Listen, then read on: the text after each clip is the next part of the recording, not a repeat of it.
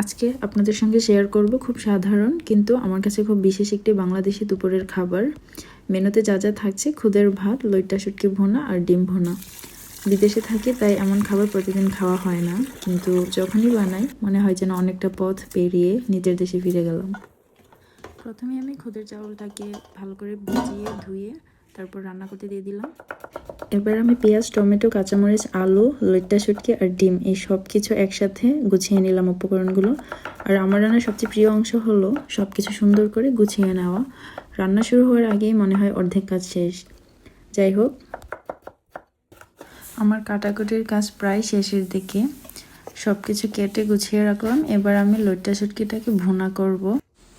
এবার আমি যেটা করলাম, একটি কড়াইয়ে তেল দিয়ে তারপর লইট্টা শুটকিগুলোকে হালকা ভেজে নিলাম।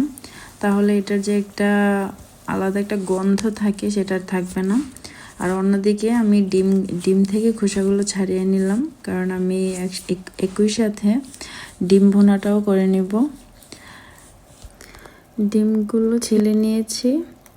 একটা ডিম পড়ে গিয়েছিল ভিডিওতে দেখাতে গিয়ে। আচ্ছা, যাই হোক, তো এদিকে দেখতেই পাচ্ছেন আমার ভাজা শেষ শুটকিগুলো।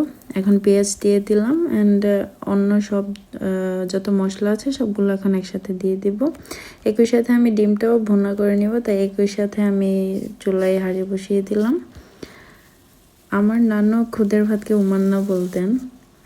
এটা রান্না করতে করতে আমার নানুর কথা খুব মনে পড়ছে।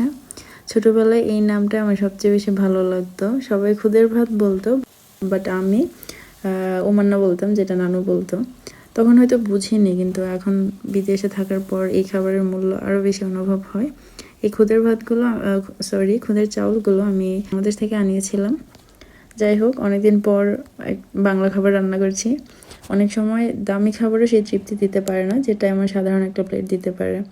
আমার কথা বলতে বলতে এদিকে আমার ডিম ভুনা করা শেষ।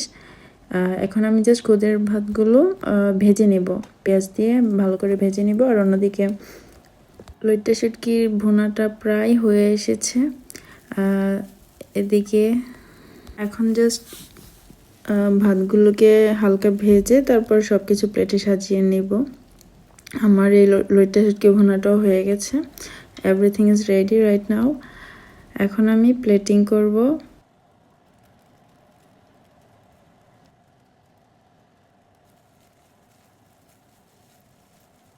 এখন আমি একে একে সব কিছু প্লেটে সাজিয়ে নিলাম।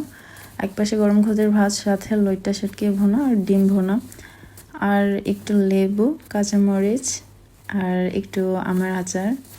এই তো সিম্পলি একটা বাংলা খাবার রান্না করে ফেললাম। আমার কাছে এটাই একটা পারফেক্ট বাংলাদেশি লাঞ্চ।